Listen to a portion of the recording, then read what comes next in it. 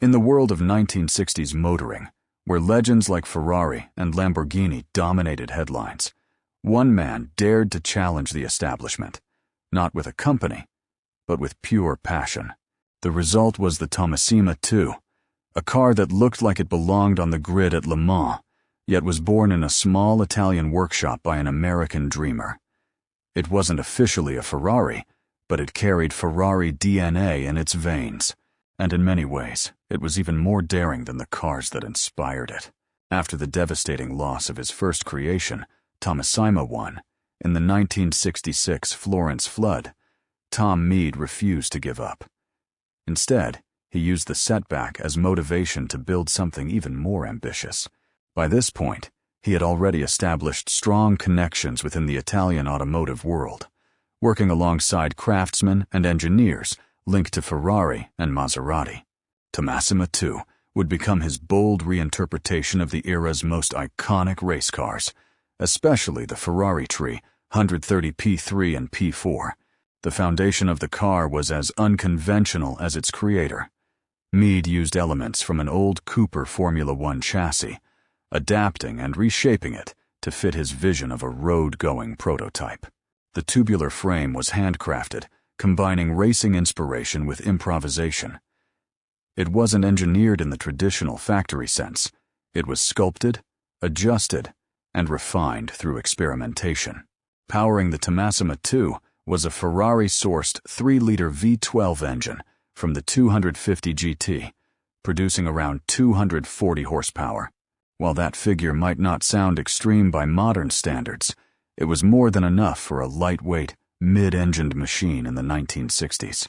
The engine's placement behind the driver ensured excellent weight distribution and gave the car a true racing character. The transmission setup was equally unique. A modified ZF gearbox was adapted for mid-engine use, paired with a transaxle layout more commonly seen in racing cars. This configuration improved balance and handling, although it required creative engineering solutions. Like much of the car, it was a blend of ingenuity and necessity. Suspension components were sourced from racing technology as well, including parts derived from Cooper and other performance-focused manufacturers. Independent suspension on all 4 wheels, combined with a lightweight chassis, gave the Thomassima 2 impressive agility. However, the car was never meant to be a pure competition machine. It was a road-going interpretation of a race car dream. Visually, the Thomassima 2 was nothing short of breathtaking. The body, handcrafted in aluminum by Carrozzeria Sports Cars under Piero Drogo, featured flowing, aerodynamic lines inspired by endurance racing prototypes. Its low stance, curvaceous surfaces, and dramatic proportions made it look like a Ferrari prototype that somehow escaped the factory and found its way onto public roads. The interior continued this fusion of race car and grand tourer.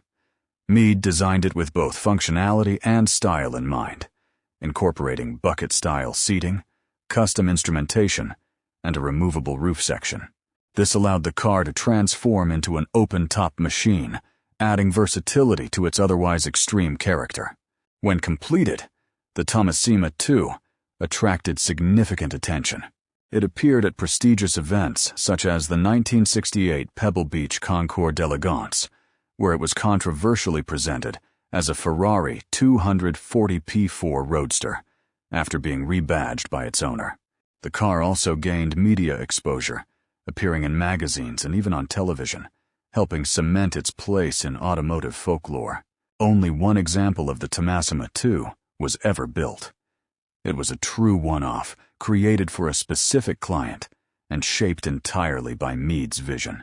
Over time, the car changed hands multiple times and suffered damage, but it was eventually restored, preserving its legacy for future generations.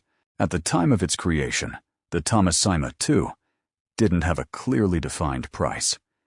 It was built in a highly bespoke manner, with costs accumulating through parts, sourcing, craftsmanship, and engineering work. Given its Ferrari components and custom construction, it would have been extremely expensive, likely comparable to high-end Ferraris of the era. Today, the Thomassima 2 is considered a priceless piece of automotive history. While it may not reach the astronomical values of factory-built Ferraris, it is still estimated to be worth several $1,000,000. Its rarity, unique story, and undeniable beauty make it highly desirable among collectors. Ultimately, the Thomassima, too, is more than just a car. It is a symbol of individuality in an industry dominated by giants. Tom Meade proved that with enough passion, creativity, and determination, one person could create something that stands alongside the greatest machines of its time.